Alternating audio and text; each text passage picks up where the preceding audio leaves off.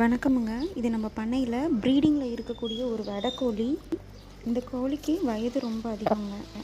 வயது அதிகன்றனால அப்பப்போ இதுக்கு சத்தான உணவுகளை நம்ம கொடுப்போம். அந்த மாதிரி இன்றைக்கி என்ன கொடுக்க போகிறோம்னு பார்த்தீங்கன்னா பேரிச்சம்பழம். வீடியோவில் பார்த்துருப்பீங்க பேரிச்சம்பழத்தை எப்படி அது டக்குன்னு வாங்கி சாப்பிட்டுச்சுன்னு. பொதுவாக கொட்டை இருக்கிற பேரிச்சம்பழத்தை தான் நாங்கள் எப்பயுமே வாங்குவோம்.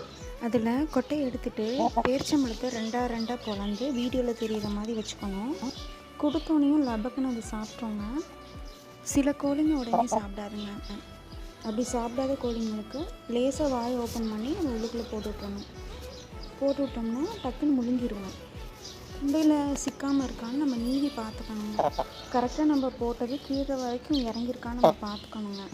ஒரு 10 to 12 நாள் டெய்லி 2 பேரிச்சம்பழம் இந்த மாதிரி ஏர்லி மார்னிங் வெறும் வயிற்றில் கொடுத்துருவாங்க. அதுக்கப்புறம் அது வெளிமேய்ச்சலுக்கு போயிடலாங்க.